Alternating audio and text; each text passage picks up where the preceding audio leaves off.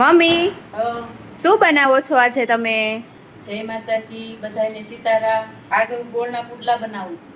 તો હાલ એની રેસીપી તને શીખવાડું. હાલો, શીખવાડી દ્યો.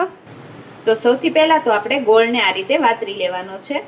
ગોળ હવે તેમાં આપણે પાણી એડ કરશું. તો ગોળ છે તે એકદમ સરસ રીતે આપણે ઓગળી ગયો છે. તો હવે તેને આપણે આ રીતે ગવણી રાખી લેશું અને તેને ગાળી લેશું.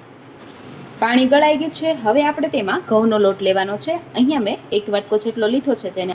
હવે તેનું આપણે સરસ એવું બેટર બનાવી લેવાનું છે.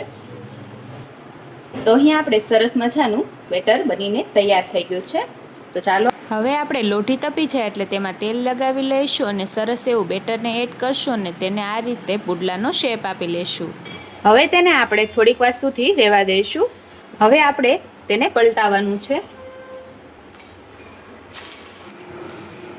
તો આ રીતે આપણે બંને સાઈડ પુડલાને શેકી લેવાના છે. જો પૂછા પુડલા કેવા બન્યા છે જો તો.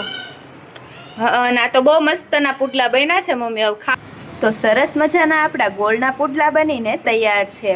અને મમ્મી, તમે શીખવાડીને ગયા ને એ જ રીતે મેં પુડલા બનાવ્યા છે. ટેસ્ટ કરો તો કેવા બન્યા.